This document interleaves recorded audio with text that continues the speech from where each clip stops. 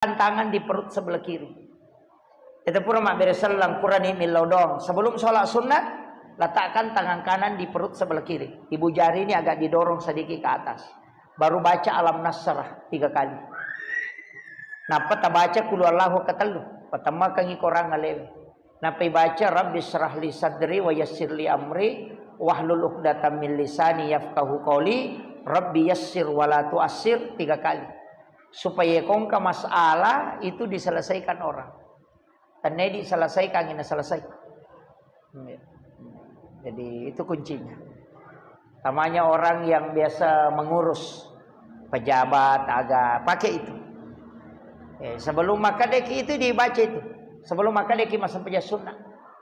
Di kuburan Imam Beresalam diletakkan tangan itu.